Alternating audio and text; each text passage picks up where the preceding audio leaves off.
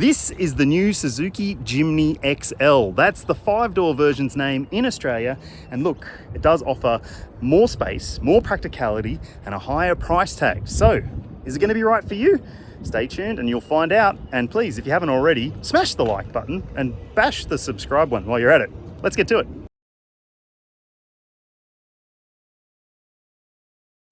Okay. It's the XL version, but it doesn't have an extra large price tag, thank goodness. So the price for the manual version is $34,990 plus on-road costs, and $36,490 is what you'll pay if you want the automatic.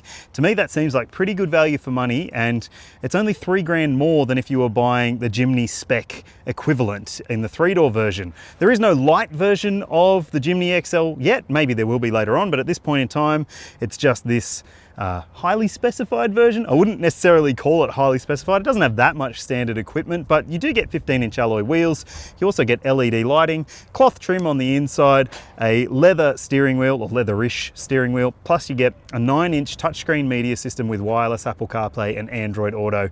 And that is a step up from the smaller screen in the old Jimny, but it's not necessarily perfect, but it does seem to be a pretty good system. And yes, you've got 4 seats as well. It is still a 4-seater, not a 5-seater, and the boot's bigger as you would expect. So look, you are getting more metal for your money, more car for your money in my opinion as well, but there are some considerations when it comes to safety specs. I'll tell you about them later. Now we need to talk about the best alternatives to the Jimny XL. The Jimny XL doesn't really have any direct rivals when it comes to being this small and offering this kind of capability. But there are some models that you should be checking out if you are considering this kind of car.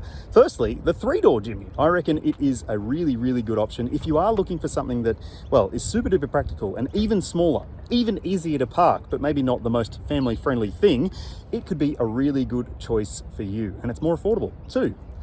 Another option you might want to check out is the GWM Tank 300. It offers 4x4 capability, and look, the price is higher, but you feel like you're getting more for your money in that car because it's got a much nicer interior and it drives really well too. And finally, you might also want to check out the Mahindra Scorpio. I've done reviews of it and the GWM Tank. You'll find all the links in the description below. And the Scorpio has 6 seats, so 3 rows of seats, but you can pull those back ones out and just have a really big boot if that's what matters to you. It's also got a diesel engine, which makes it far more livable in day-to-day situations. And also, it's really nice to drive, so it could be a great option for you if you're considering this. Obviously, the big difference between the Jimny XL and the 3-door Jimny is the fact that it's much longer than it was before.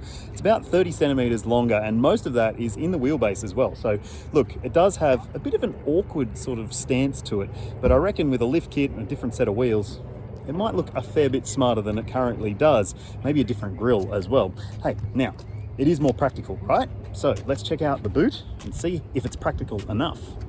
Righto, open this side swinging tailgate. So yes, you still have to consider that that is going to be annoying in tight car spots, but look, I think that there is a much more usable amount of boot space in here, and thankfully you now have top tether points on the seat backs rather than down at the bottom here like they are in the 3-door. What that means is if you have kids, this is going to be a far more practical option than the 3-door version of the Jimny. Obviously it's bigger, so it is going to be a little bit more challenging to park, but it's still very, very small. And look, obviously it's also got a spare wheel. It's mounted on the tailgate, as you would expect for a little 4x4 like this. Let's talk about the interior of the Jimny 5-door. Look, you're not going to be super surprised by the interior treatment in here because it's very, very similar to the 3-door version of this car. I don't think that's too bad of a deal for a buyer because it is still a functional space to a degree. I'm going to tell you some stuff about storage that you need to know in a sec, but also you need to know that you still don't get reach adjustment for the steering. So it's just tilt, no reach, which could be a bit annoying for some customers. And also there's no digital speedometer in between the dials here. They are analog dials and they're a bit basic, but at least you do get a trip computer. It's not necessarily the most info-rich trip computer though. Now, there's also a new 9-inch touchscreen media system with wireless Apple CarPlay and Android Auto. It's also got digital radio, and it is a pretty simple system to use, although the reversing camera display is not fantastic, and otherwise the controls are very similar to the 3-door version. So you've still got single zone climate control here, there's your electric window switches down here, plus there's another set of switches down here for the rear electric windows, and there's only 2 cup holders here. You don't get bottle holders in the doors, just these big sleeves, and there's not much in the way of loose item storage. But I know there is an aftermarket offering for the interiors of the Suzuki Jimny in terms of the center console area and stuff, so you might want to put one of those little boxes that you can get with USB charging and stuff like that. There is a USB down here for your smartphone connection, but yeah, it's not the most spectacular interior, but it's not supposed to be, not for this kind of money. All right, let's check out the back seat space and see if it's enough for a family. So this seat is set for my driving position. I'm 182 centimeters or 6 foot tall, and my knees are kind of hard up against the seat ahead. I've got enough foot room, and headroom is okay, but if you are going over bumpy terrain, taller occupants might find that they might bump their head occasionally, and there's hard grab handles here as well, which don't fold away, and that could mean you might bump your noggin there too. Now, there's also only 2 seats in the back of this car. So you've got ISOFIX points in both of the rear seats and top tether points for both rear seats as well. So it might be suitable for some families, but not all. And when it comes to the amenities back here, there's no fold down armrest, no cup holders. You do get these little sleeves on the back of the seats. Now, you don't get directional air vents in the back. You don't get USB charging in the back either. So it's not necessarily going to tick all the boxes for all the family needs, but in terms of the space and comfort, it's okay. It's called the Jimny XL, but there is no extra large engine under here. Instead, it's the same 1.5 litre 4-cylinder non-turbocharged petrol engine that you get in the 3-door versions of this car. Same power and torque outputs as well. So yeah, modest is the best descriptor, I would say. And look, there's a choice of a 5-speed manual or a 4-speed automatic. So again, not really setting any benchmarks there, but hey, this is a simple 4x4 SUV, and as a result, it also has a selectable 4x4 transfer case. So you've got low range, you've got high range, and yeah, if that's what you are after, if you are more focused on the off-roading side of things and the on-roading side of things, then it might be great for you. But I'm going to tell you what it's like to drive right now. Let's go. So if you're expecting big changes when it comes to the drive experience, you're going to be pleased to a degree. Okay, so let's talk about the things that have improved. The ride is better because it's got the longer wheelbase, which means there's a bit more of a footprint on the road, and that means that it does have more comfort on offer. So it is definitely going to be a more likable car to live with on a day-to-day basis.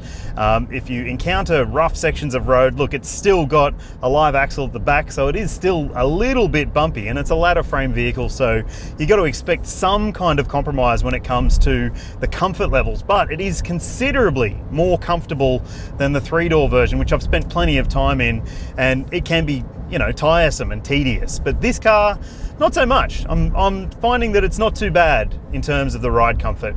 Also, it does seem to have, I don't know, maybe a slightly nicer feel to the way that it handles because of that extra wheelbase. The steering is about the same in terms of feel. It's got a lightness to it at lower speeds, except when you're parking, it can be a little bit heavy then, but at open road speeds, it seems to be okay.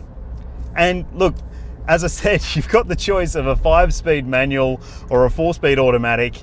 And look, I've only driven the manual. Hopefully I'll get some time in the auto to tell you what it's like in a sec, but yeah, it's not going to be for everyone. 5-speed manual is fine, but you know, at higher speeds, you'd probably wish for a 6th gear so you could at least lessen the revs a little bit.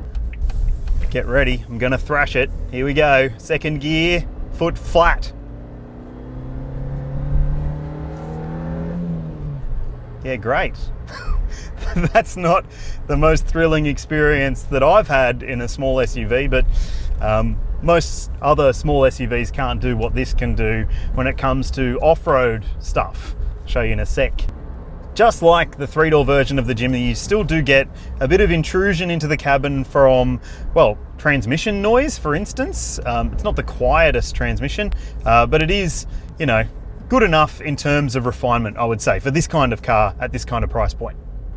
When it comes to the safety systems, there's nothing too interventional in terms of getting in the way of your drive experience.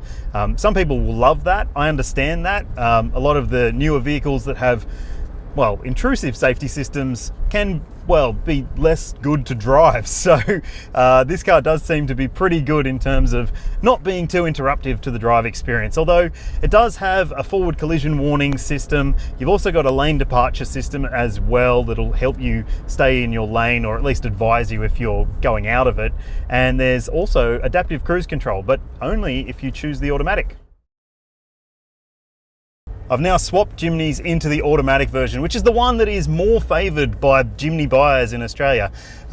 There's been a sellout success story when it comes to Jimnys and automatics here. So to see what this is like with the same 4-speed auto and the same 1.5 litre engine, let's see. Let's experience this together. Come on. Okay, yep. So it's the same story as in the 3-door. This is not a fast car. Same story in the manual, I guess, as well. But don't expect that you are going to be getting lightning quick performance out of your Jimny 5-door automatic. I mean, yeah, might be a good city car though.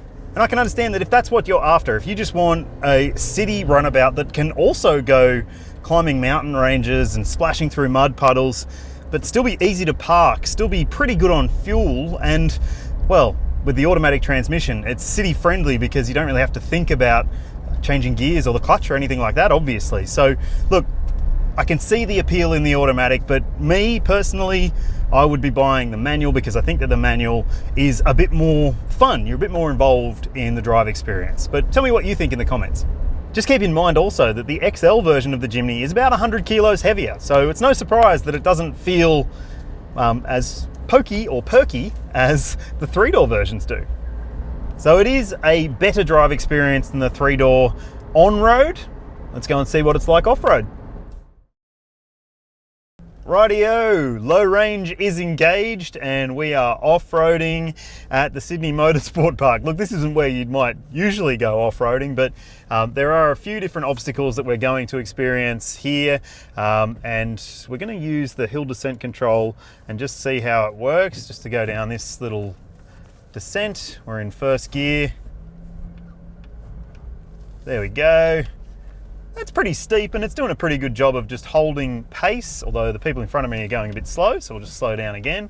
But yeah, the hardware here is pretty good. You've got a proper low range transfer case with a proper shifter. It's not one of those ones that you use a twirly dial to engage, and that means that you do get a bit more of a mechanical feel to it. And I know there are people out there who love off-roading who love those kinds of things, so that might appeal to you more than some of the other 4x4s out there with those silly tricky little knobs and dials that maybe aren't as usable as they could be.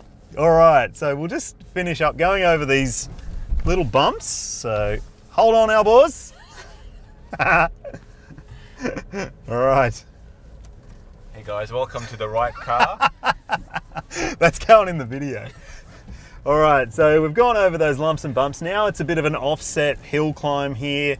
Be leaning over just a little bit, and it's pretty steep too, so let's give it a crack. Look, this won't be an issue in a car like this. Maybe if it was wet, maybe it would be, but it's not right now. It's just cruising up this. And obviously, if you're buying a Jimny, one of the things that most Jimny buyers do is put a better set of tires on, and that's probably going to be advisable, but these aren't too bad for straight off the shelf tires. Okay, so this is very steep, people, let me tell you. And we're going to go hill descent. There we go. Down, down, down. Avoid that rut that I hit. Can feel the brakes just maintaining the pace, and we're at the bottom. That was pretty steep. I hope it looked steep because it was. One thing I've noticed is that this isn't as nimble feeling in terms of like tight turnaround maneuvers. Obviously it's got a longer wheelbase, so it's got more car to turn, but it's still pretty good. It's going to be much tighter turnaround than in most other small off-roading SUVs. I mean, you know, the likes of the Tank 300 and Scorpio come to mind. Yes, you can notice the longer wheelbase. The bottom of the car does touch down a bit more regularly because it's got a worse breakover angle than the 3-door version. Brake pedal feel is good too. It's got a nice level of softness at the top of the pedal, but it does bite well. And I like that. It means that it is pretty confidence inspiring when you are in some, well, treacherous situations.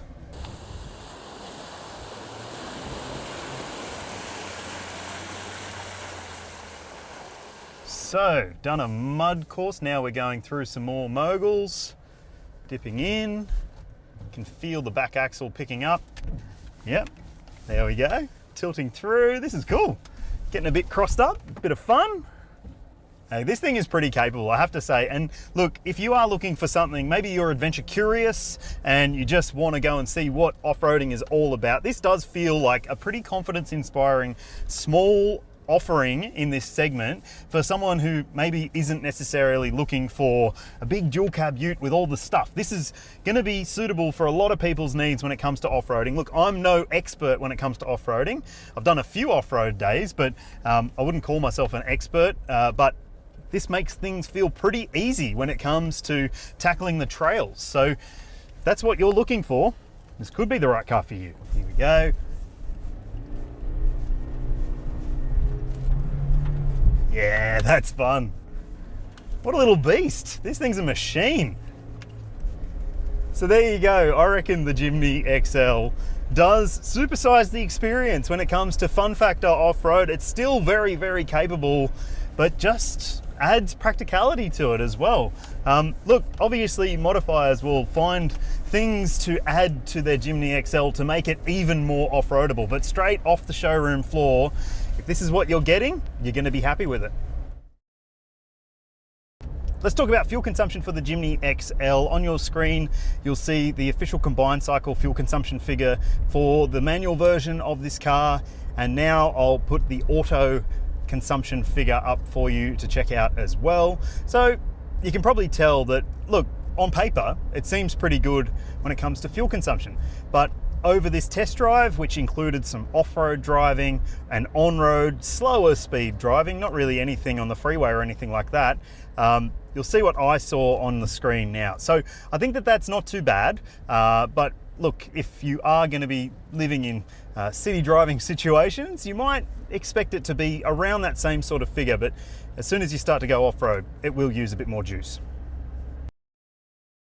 The 3-door version of the Suzuki Jimny comes with a 3-star ANCAP safety rating from a few years ago. So this is not the safest bet when it comes to buying a brand new car, and the 5-door version hasn't been tested yet. ANCAP says that they are looking to do testing on this vehicle, and yeah, I don't think it'll even get 3 stars under the newer criteria because the game has changed a little bit. But does that matter to you? Let me know in the comments section below. There is still some safety tech in this car. You get autonomous emergency braking and pedestrian detection. There's also a lane departure warning system, a reversing camera and parking sensors as well. So it's not necessarily lacking stuff compared to a 10-year-old car, but it's certainly not up to the same standards as some of the other budget-focused 4x4s out there. Suzuki offers a 5-year unlimited kilometre warranty for the Jimny in Australia. There's also 5 years of roadside assist included, and there's a 5-year cap price servicing plan as well. Service intervals, you'll see them on your screen now, and I'll also show you the average service price over that cap price servicing plan. So it doesn't seem to be too bad of an option when it comes to the ownership aspect, but it is falling short of some of the rivals out there in the challenger brand space, which offer 7 years of warranty. So I hope that told you everything you need to know about the Jimny XL. To me, it seems like a value for money 4x4 superhero in Australia. Tell me what you think in the comments section below. Would you choose one of these cars? Would you choose the 3-door? Or would you choose one of the alternatives that I've mentioned in this video? And if you haven't already, please do like and subscribe. I'll see you in the next one.